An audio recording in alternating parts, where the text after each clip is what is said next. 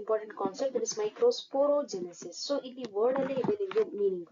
Microspore Genesis ಅಂತಂದ್ರೆ formation. ಏನ್ formation ಆಗ್ತಾ ಇದೆ ಇಲ್ಲಿ ನಮಗೆ? ಮೈಕ್ರೋಸ್ಪೋರ್ಸ್ ಫಾರ್ಮೇಶನ್ ಆಗ್ತಾ ಇದೆ. what do you mean by microspores? ಮೈಕ್ರೋಸ್ಪೊರಾಂಜಿಯಾ ಅನ್ನೋ ಒಂದು ವರ್ಡ್ ಕೇಳಿದ್ರ? ಸೊ ಆಂಥರ್ ಫಿಲಮೆಂಟ್ ಇರುತ್ತೆ. So wait, so there is a structure called as an anther, bilobed anther, filament irutte. So ee anther alli how many microsporangia you can found? There will be 4 microsporangia. Microsporangia the ಒಳಗಡೆ you know the wall layers, ಅಲ್ಲಿ ನಮಗೆ microspores ಅಥವಾ pollen grain formation ಆಗುತ್ತೆ ಅಂತ ಹೇಳಿದ್ವಲ್ಲ. The tapetum which produces some microspores. So microspore formation ಆಗುವಂತ process ಗೆ microsporogenesis ಅಂತ ಕರೀತೀವಿ. The process of formation of microspores is called as microsporogenesis. ಇಲ್ಲಿ ಎಲ್ಲಿ ಫಾರ್ಮೇಶನ್ ಆಗುತ್ತೆ? The center of the each microsporangium has a sporogenous tissue. ಪ್ರತಿ ಒಂದು ಮೈಕ್ರೋಸ್ಪೊರಾಂಜಿಯಂ ನ ಸೆಂಟರ್ ಅಲ್ಲಿ ಏನಿರುತ್ತೆ ಅಂತ ಹೇಳಿದ್ರೆ ಸ್ಪೋರೋಜಿನಸ್ ಟಿಶ್ಯೂ ಇರುತ್ತೆ ಅಂತ ಹೇಳಿದೆ. This sporogenous tissue has a homogeneous ಅಂದ್ರೆ ಇಲ್ಲಿರುವಂತಹ ಪ್ರತಿ ಒಂದು ಸೆಲ್ಸ್ ಕೂಡ ಒಂದೇ ತರ ಇರುತ್ತೆ. They are similar kind and they are very compactly arranged. ಅಂದ್ರೆ ಒಂದಕ್ಕೊಂದು ಮಧ್ಯದಲ್ಲಿ ಗ್ಯಾಪ್ ಇಲ್ಲದೆ ತುಂಬಾ ಒತ್ತೊತ್ತಾಗಿ ಕಾಂಪ್ಯಾಕ್ಟ್ ಆಗಿ ಅರೇಂಜ್ ಆಗಿರುತ್ತೆ. ಸೊ ಈ ಒಂದು ಪ್ರತಿ ಒಂದು ಸೆಲ್ಸ್ ನ we called as pollen mother cell, PMC. So you are getting me right? So in detail ಒಂದ್ರೊಳಗೆ ಅಂತ ಸ್ಟ್ರಕ್ಚರ್ಸ್ ನಾವು ಸ್ಟಡಿ ಮಾಡ್ತಾ ಇದೀವಿ. ಈ ಒಂದು ಮೈಕ್ರೋಸ್ಪೊರಾಂಜಿಯಂ ಅಲ್ಲಿ ಇರುವಂತಹ ಸ್ಪೋರೋಜಿನಸ್ ಟಿಶ್ಯೂಸ್ ಒಳಗಡೆ ಇರುವಂತಹ cells homogeneous and where they are very compactly arranged. It is each and every cells are called as PMC, means primary not primary, pollen mother cell. So I already explained what do you mean by microsporogenesis. It is the process of formation of microspore from pollen mother cell through meiosis. ಇಲ್ಲಿ ನಡೆಯುವಂತ kind of cell division ಯಾವುದು? The type of cell division, meiosis. What do you mean by that? I'll explain you here. See,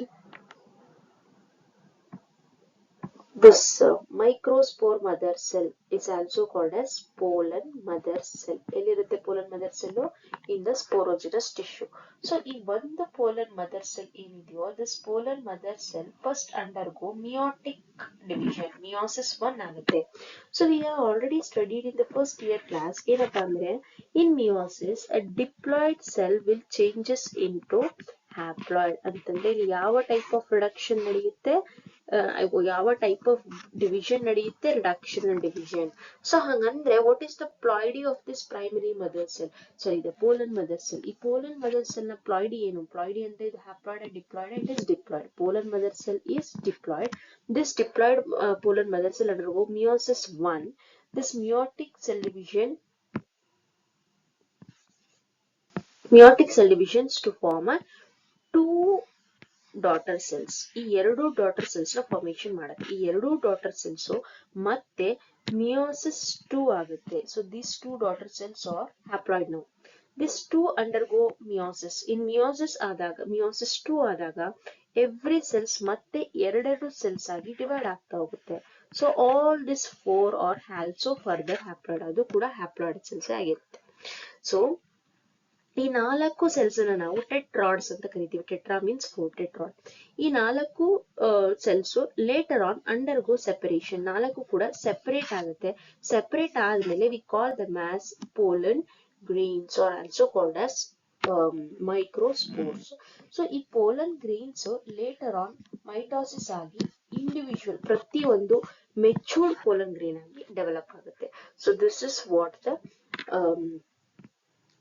structure or the explanation of this pollen mother cell division to form a microspores, and this process is called as microsporogenesis. So ಇಲ್ಲಿ ನಾನು ಬರ್ದಿದ್ದೀನಿ, you can observe the thing. So what do you mean by microsporogenesis ಅಂತ first explain ಮಾಡಬೇಕು. The process of formation of microspores from the microspore mother cell through ಯಾವ division ನಡೆಯುತ್ತೆ through meiosis, that is called as microsporogenesis.